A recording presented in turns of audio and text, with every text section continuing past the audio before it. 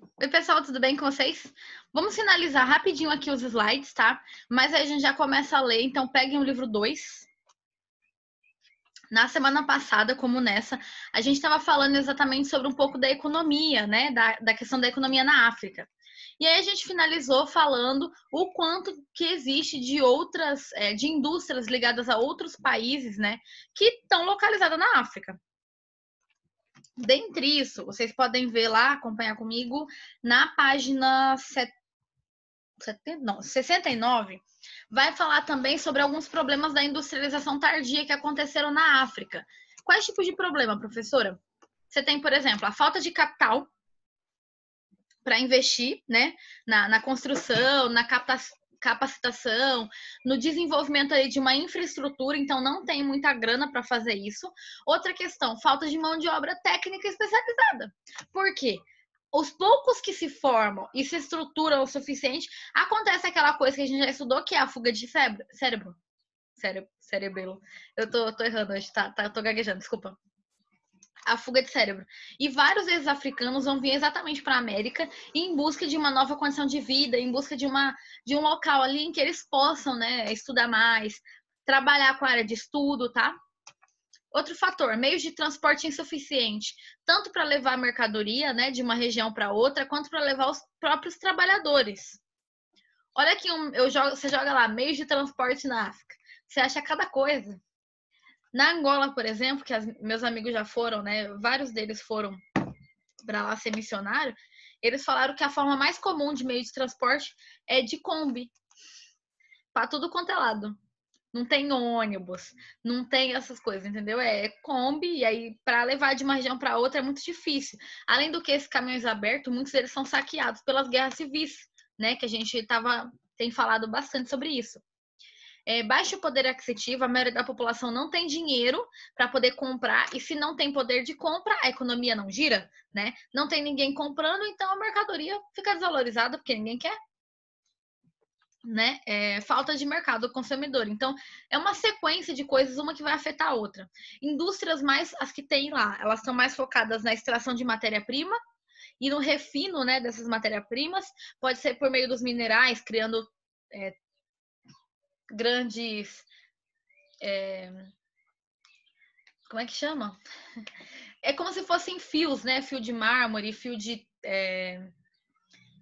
ferro, de cobre, aquilo ali vai ajudar com que ele seja transferido para qualquer outra região do mundo, tá bom? E vai ser levado e assim possa ser produzido outros produtos. A maioria das indústrias que estão lá são transnacionais, né? Então tem apenas uma parte lá, vindas da Europa, dos Estados Unidos e da China, tá? E dentre essas indústrias, as que eles têm bastante também são indústrias têxtil e alimentícia. A gente já falou um pouco sobre a influência, né, da China nessa região, só estou recapitulando, não vou ficar entrando nisso não, porque já falei disso no capítulo passado. China se tornou o principal parceiro comercial, né, aplicando capitais na infraestrutura, criando ruas, estradas, hidrelétricas, locais ali em que eles possam, né, até com que a indústria tenha uma base, né? E assim, com essa infraestrutura, a indústria se desenvolve. O problema é que, para uma questão de mão de obra, em que eles possam pegar os africanos, eles não fazem isso. Eles, apesar de investirem pesado na infraestrutura dos países africanos, eles levam operários chineses para trabalhar nessas indústrias da China. Então, não gera renda, pelo menos não na comunidade geral, tá? Página 70.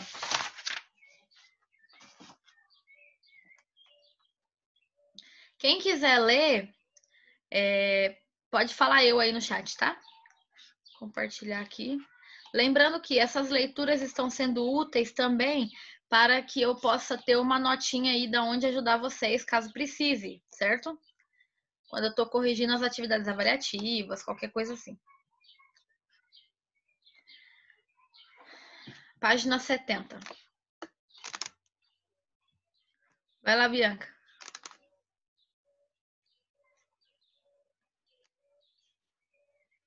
Bianca sumiu. Vai lá, Sara.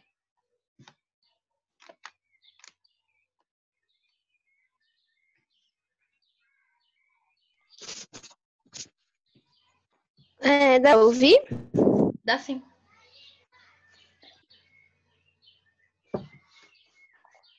Qual parte, prof? Oi? Desculpa, prof, que eu tive que sair. Que foi, Sara?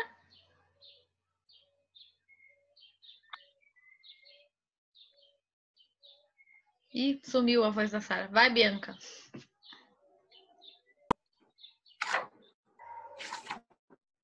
Página 70. Qual parte? Lê os 3 parágrafos e aí eu explico. Tá bom. Para tentar impulsionar o desenvolvimento econômico e industrial do continente, foi criado em 1980 o Plano de Ação de Lagos, por meio do qual todos os países africanos se comprometeram a investir 1% do seu PIB em pesquisa científica. Após quase 4 décadas da assinatura do plano, apenas 5 países conseguiram atingir seu objetivo: Egito, Marrocos, Tunísia, Ilhas Maurício e Ruanda.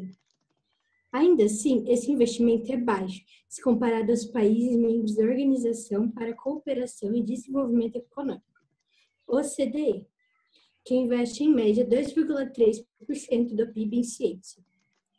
Há muitos desafios para o desenvolvimento da ciência na África, como a falta de financiamento de pesquisas, carência de capital para investimento e distância entre as pesquisas e o cotidiano dos cidadãos. Por isso, entre os africanos que conseguem se qualificar, muitos vão para o exterior, onde encontram melhores oportunidades e salários para o desenvolvimento de suas pesquisas. Esse movimento é conhecido como fuga de cérebros. O Brasil é um país que recebe estudantes universitários africanos em busca de desenvolvimento nas atividades científicas. Obrigada. Então, meio que a gente já tinha falado, né, sobre a fuga dos cérebros, mas por que eu quis voltar? Que eles tentaram, então, ter uma meta de um PIB que fosse direcionado para a educação, para melhorar, então, o sistema de ciência, né? Porque sem ciência, gente, os países ficam muito atrasados mesmo. Então, eles queriam desenvolver isso, só que não dá, porque a maioria só tem dinheiro para comer. Né? E a gente já falou sobre isso, que 50% do PIB da maioria desses países é dinheiro emprestado, que eles pegam emprestado da FMI, de outras instituições, né? E assim coloca como se fosse dinheiro que eles têm de renda, mas na verdade não é. É um dinheiro emprestado que ele vai ter que devolver. E ainda devolver com juros, aí vocês pensam, né? África. Destaques econômicos. Apesar do cenário econômico geral da África, alguns países merecem destaque por apresentarem crescimento significativo nos últimos anos e intensificação das atividades industriais e do turismo. Tá? E aí a gente tem algumas opções aqui, ó, de produto interno bruto, né, o PIB, em bilhões no Egito, até o último aqui, que seria a Tunísia. Tá? Então, existem países que estão melhorando, que estão crescendo, que têm PIBs positivos, né? De bilhões é um número bom, não é tão ruim, não. Mas ainda assim não é suficiente para sanar a maioria das dificuldades que eles sofrem, né? Se você observe, por exemplo, o Egito, um país extremamente turístico, né? A Nigéria também, você pode ver aqui em outras regiões. Regiões que são da África do Norte, né? Que são países árabes, são países mais ricos, investem na educação, né? E aí a gente começa aqui, olha, falando um pouquinho sobre o Egito. Alguém quer ler? Se quiser, fala eu aí no chat. Não vou ficar lendo aqui e explicando.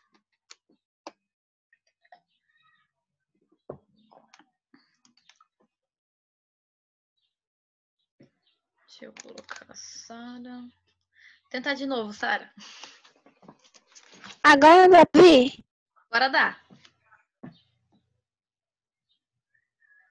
Não dá mais. Egito. Ah, tá. Tá sim. O terceiro país mais populoso do continente, com aproximadamente 98 milhões de habitantes.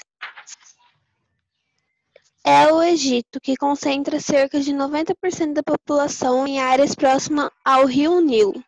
Já que seu território se encontra quase totalmente em área de clima árido, como visto no capítulo anterior, o Nilo é utilizado para abastecer a população e irrigar a produção agrícola. Em função disso, o Egito é um grande produtor de algodão para exportação, além de cultivar arroz, trigo, milho, feijão e algumas frutas para o mercado interno. Pensa, gente. Então, essa região, 90% do pessoal vive perto do Nilo. Vocês até conseguem ver bem direitinho isso aqui, né? Aqui, uma área só de plantação e o resto é cidade. Olha como a cidade está encostando no rio. Eu não sei nem como é que não alaga essas primeiras casas aqui, né? Por quê? É aqui que tem água, é aqui que tem um solo mais fértil, né? Para facilitar ali a facilidade mesmo, né? Da alimentação, ou para gerar facilidade da alimentação, de tudo que a gente precisa, né? Porque não tem vida sem água. Então, a maioria das regiões, que já que é uma região mais árida, desértica, não dá para viver no deserto, né? A não ser que você seja seminômade ou nômade, você não fica parado nunca. Mas ainda assim, a maioria da população acaba vivendo aqui nessas áreas. Pode continuar, Sara. O rio funciona também como via natural de navegação, facilitando o transporte de pessoas e de mercadorias entre as cidades localizadas em suas margens. Além disso, no Nilo, foi construída a grande hidrelétrica de Assum, responsável por gerar a energia necessária aos projetos industriais e à população. Então, vocês estão vendo que além de água, além de comida, o rio também é um local, é um meio de transporte, né? Porque ele facilita do escoamento tanto da matéria-prima quanto dos produtos industrializados. Então, fica muito mais fácil o acesso também dessas pessoas que vivem próximo ao Nilo de mercados de boa qualidade, porque já foi produzido, né? Ou desenvolvido, modificado. Pode continuar, Sara, se você quiser.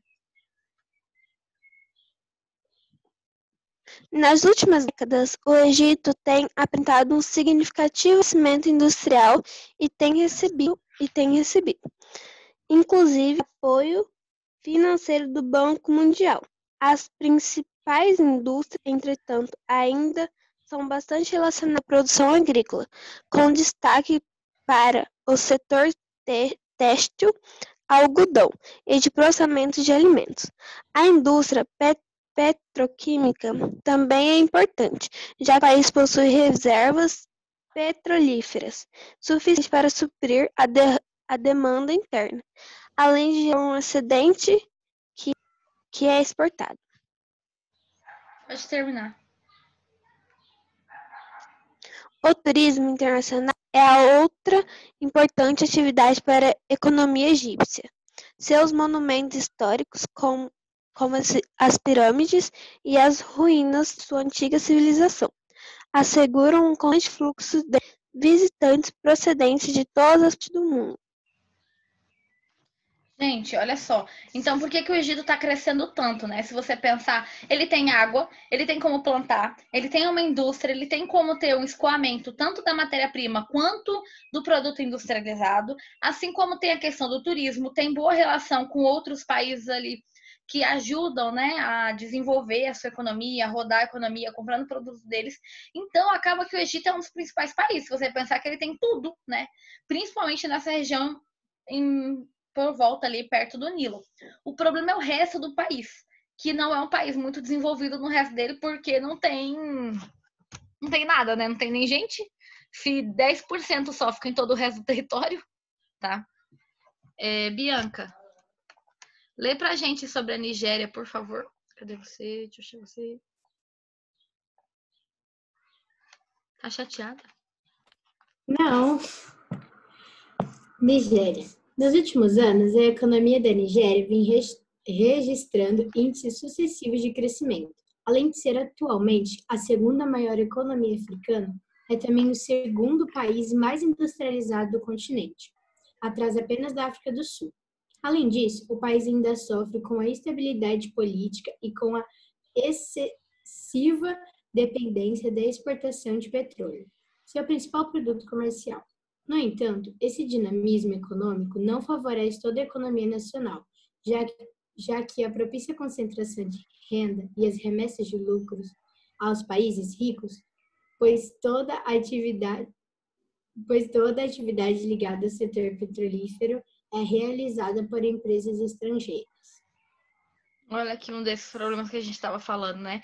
Tem questão do petróleo, tem refinaria de petróleo, tem essa produção do petróleo, né? De extração, na verdade, mas não é feita por lá, então é feita por estrangeiro, né? O que acaba gerando uma maior receita para o país de origem da empresa, e não diretamente o país africano, como a Nigéria, tá? África do Sul, um dos principais países, né? Pode continuar, Bianca. África do Sul. Durante o século XX, a economia da África do Sul esteve fortemente relacionada às divisas obtidas das exportações de minerais, principalmente ouro e diamante, os quais financiaram o processo de industrialização do país. Atualmente, os setores financeiros de energia, de comunicações e de transportes também apresentam destaque. A África do Sul Podem possui grifar. recursos minerais abundantes, sendo a maior produtora mundial de ouro, de platina e de cromo, e é grande produtora de diamante, de carvão mineral e de urânio e de gás. A atividade agropecuária é uma das mais expressivas do continente africano e está voltada para o abastecimento interno, destacando-se o cultivo de milho, trigo, batata, cana-de-açúcar e a criação de rebanhos bovino e ovino, além da plantação de uva que produz matéria-prima para a indústria de vinho. Hoje, a atividade industrial da África do Sul é a mais importante do continente, constituindo um dos setores básicos da sua economia. O país lidera a Comunidade para o Desenvolvimento da África Austral, SADC.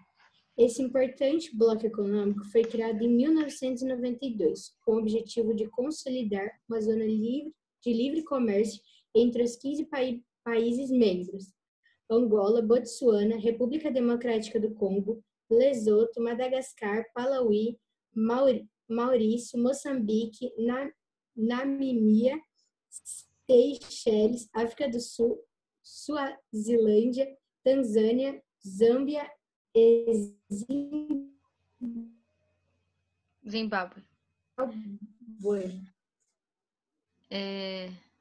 Gente, se vocês observarem, então, o que não tem na África do Sul, né? Porque eles são produtores de diamante e de ouro. Quer dizer, já tinha ali no terreno, né? Eles têm carvão mineral, urânio, gás natural, já tem uma plantação e cultivo de milho, trigo, batata, cana-de-açúcar, criação de rebanho, tanto bovino quanto ovino. Eles têm uma indústria de vinho, né? Então, eles têm condições ali relativamente para se desenvolver. Ainda dentre os países africanos é o principal, né? Mas ainda assim falta muito, porque de novo, é difícil se a sua história inteirinha é de extração, aí você quer mudar essa situação, demora um pouco, né, pra gente conseguir mudar isso. E é o que acontece com eles, né? Aos países membros aqui, ó. Tá? Até a década de 1990, a África do Sul manteve o sistema de apartheid, um regime de segregação racial da população negra. Atualmente, o país continua sofrendo com altíssimos níveis de desemprego e grande desigualdade social. Para você ter uma ideia, basicamente a África do Sul tem branco e não negro. E os poucos negros que assim aparecem nas grandes cidades, eles são servos do servo. A minha amiga mesmo que foi para Moçambique, ela parou, fez uma escala na África do Sul, né? E as pessoas achavam, os negros vinham, tipo, me dá um troquinho para eu carregar a mala, entendeu? Não, eles não têm trabalho fixo. Esse regime de apartheid foi um regime que foi... É ruim a gente não estudar tanto isso, a gente devia estudar mais isso na escola. Na verdade, quase não é falado, mas era um regime de segregação muito pior que aconteceu nos Estados Unidos.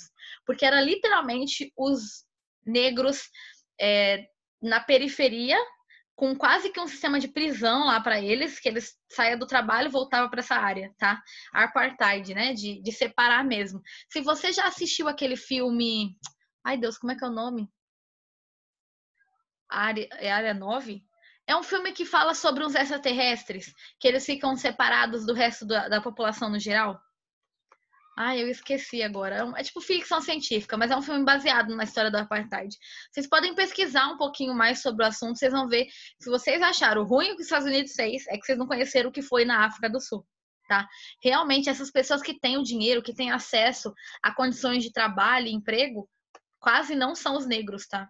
Eles ainda, apesar do apartheid ter acabado muito com Mandela, né, que foi um grande lutador contra o apartheid, ainda assim a sociedade ficou muito separatista, sabe? Um não querendo separar, não querendo ficar perto do outro.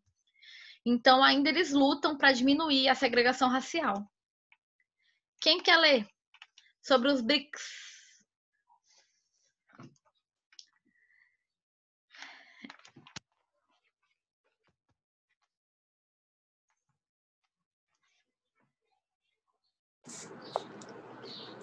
África do Sul no BRICS. Apesar de ser a menor economia dos países que integram o BRICS, conjunto formado por Brasil, Rússia, Índia, China e África do Sul, de apresentar o menor território, a menor população e de não estar entre os maiores PIBs do mundo, a África do Sul é muito importante para as projeções de crescimento e influência geopolítica do grupo, tendo aderido ao BRICS em 2010. A África do Sul é um elo entre o grupo de países emergentes e o continente africano. Lembra que o BRICS, gente, não é um bloco econômico. Ele é um acordo, né? Na verdade, ele não é nem um acordo, né? Ele é mais uma representação daqueles nomes ali que são países que são emergentes, que têm condições positivas para um dia se tornar desenvolvido. Talvez nunca vai ser, mas pelo menos tem condições ali para caminhar no sentido a isso. Pode continuar. A inclusão de um país do continente africano resultou em maior representatividade frente aos países desenvolvidos, além de uma porta de entrada para as relações comerciais com outros países da África. Para a África do Sul, houve maior projeção internacional e a possibilidade de novos investimentos e acordos. As características econômicas da África do Sul são tão diferentes das dos demais integrantes do grupo que Jim O'Neill, economista responsável pela criação do termo BRIC, como era conhecido antes da entrada do país, não concordou com a inclusão do país africano. De acordo com O'Neill, para caracterizar como um BRIC, um país devia apresentar, em média, de 3 a 5% do PIB mundial e ter uma população grande, característica não apresentadas pela África do Sul, que representava menos de 1% do PIB mundial, além de não ter indicadores de que será uma das principais economias do futuro. A inclusão da África do Sul no grupo se deu, portanto, muito mais por razões políticas do que econômicas. Por realmente se tornar um elo, né? Como ele fala aqui, é um elo entre os países emergentes e o continente africano, né? Então, as pessoas que vão colocar a África do Sul, que não estava de início, vão colocar com esse objetivo, que exista uma forma de que esses países também tenham alguma interferência um no outro. Por exemplo, com que os países do BRIC tenham a possibilidade de fazer relações com o continente africano, tá? Página 76. Estamos acabando esse capítulo, tá, gente? Falta 2 páginas. A gente já começa o capítulo 10. Eu sei que eu tô atrasada.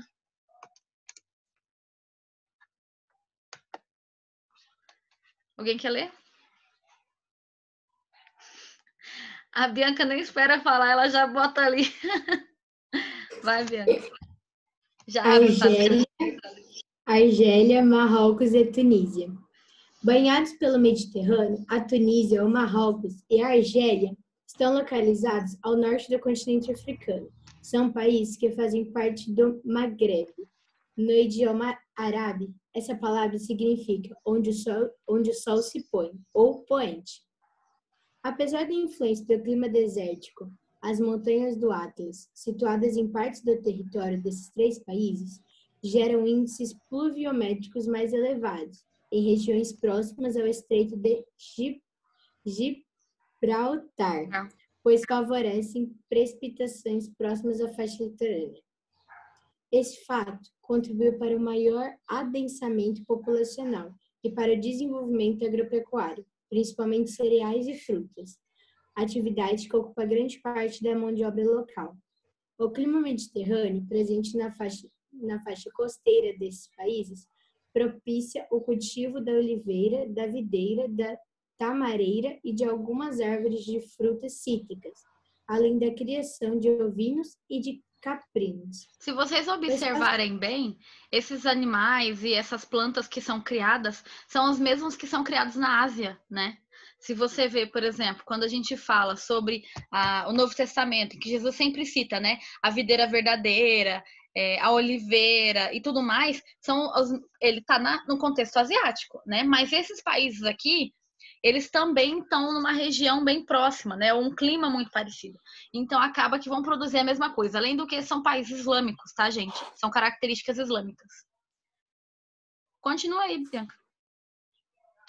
O espaço do Saara também é compartilhado por Tunísia, Marrocos e Argélia.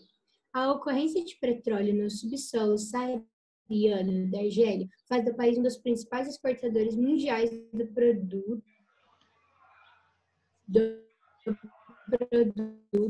e o integra a Organização dos Países Exportadores de Petróleo, OPEP. Marrocos e Tunísia, por sua vez, deste era utilizado como matéria-prima na fabricação de fertilizantes. O turismo também ocupa lugar importante na economia do Marrocos e da Tunísia. Marrocos é famoso pela produção de tapetes e pelas praias, mais ensolaradas que as da Europa Mediterrânea. Além disso, as antigas cidades imperiais de Fez, Marrakech e Mequinez são bastante procurados. Isso aí. São bastante procurados devido aos monumentos históricos e aos produtos artesanais árabes.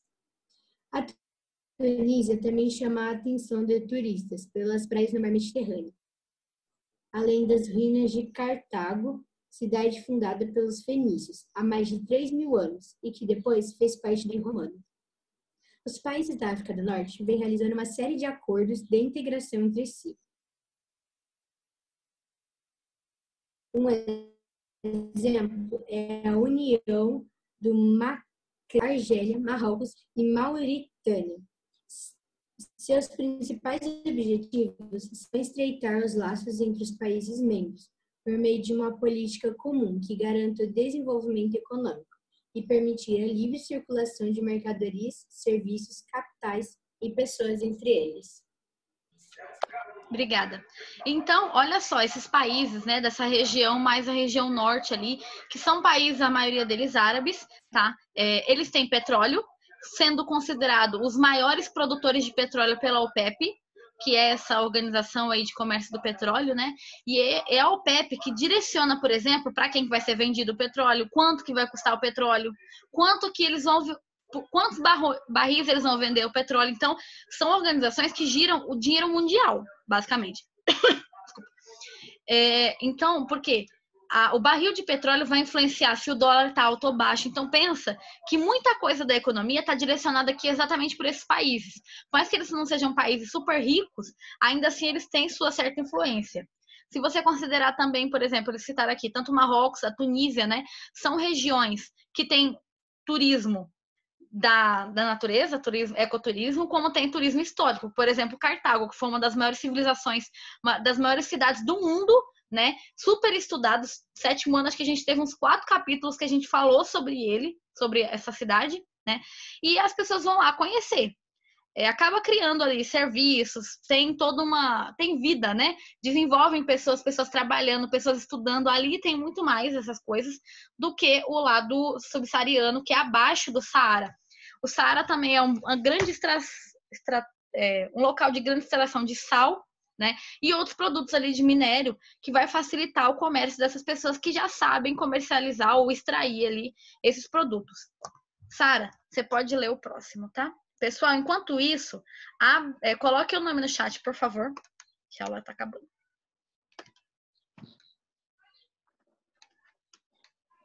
Não tô te ouvindo, Sara. Norte da África para a Europa. A somatória de condições de vida precárias, fome, desemprego e guerras acaba promovendo um intenso fluxo migratório, que não se limita às fronteiras internas do continente africano. Os governos opressivos, as péssimas condições socioeconômicas e os inúmeros conflitos vêm historicamente forçando pessoas de diferentes países africanos a migrar para várias regiões do mundo, principalmente da Europa. No processo migratório, destacam-se as populações mais jovens, que partem em busca de melhores condições de vida. A proximidade do norte da África, especialmente os países do Maghreb, com a Europa, facilita esses deslocamentos por via marítima, no mar Mediterrâneo ou pelo Estreito de Gibraltar. Esses deslocamentos, feitos de forma contínua e precária, causam a morte de milhares de pessoas, sobretudo por afogamento.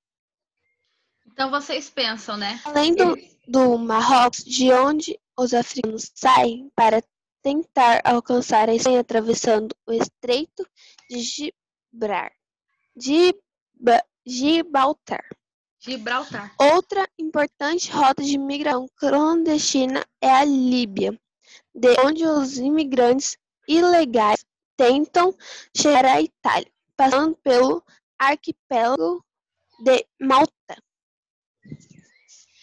Marrocos, Argélia e Tunísia tornaram-se grandes emissores de mão de obra barata, sendo os principais países da África do Norte, de onde se originam os maiores grupos de estrangeiros vivendo em países da União Europeia.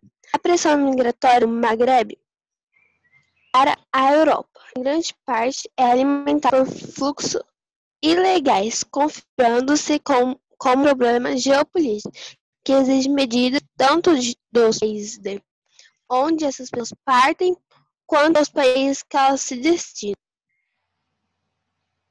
A Agência Europeia de Gestão da Cooperação Operacional das Fronteiras Externas, Frontex, por exemplo, criada para vigiar e controlar as fronteiras dos Estados-membros da União Europeia, visa coibir a entrada de imigrantes ilegais, vem intensificando suas ações.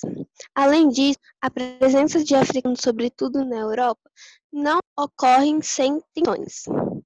Há uma extrema desigualdade nas condições de vida dos europeus e da maioria dos africanos que se instalam no continente.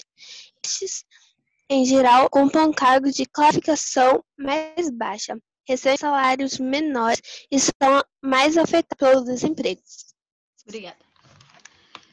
Basicamente, então, o que a gente estava lendo aqui era exatamente que existem constantes relações de conflito, desemprego, pessoas que passam necessidade drástica, mesmo nessas regiões que são muçulmanas, né, que são consideradas mais ricas, que tem um nível de educação muito mais alto, principalmente porque são comunidades bem contrárias umas às outras, né?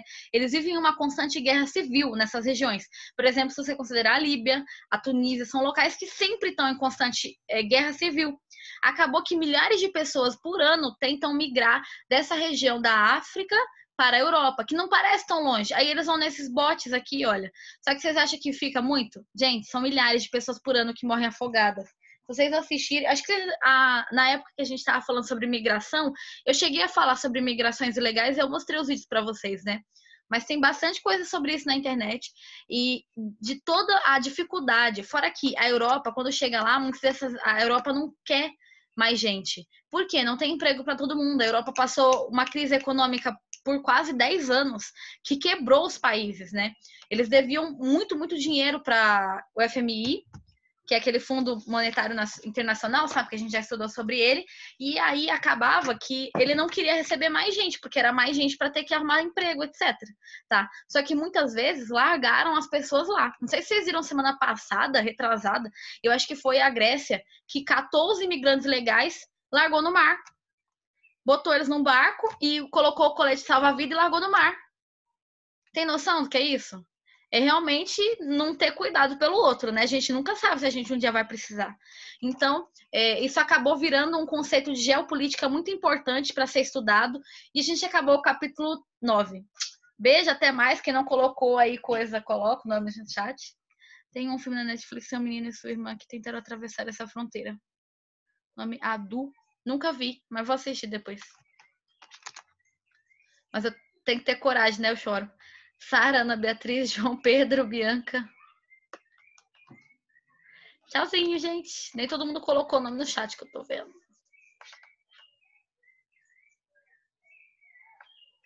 Bye, bye.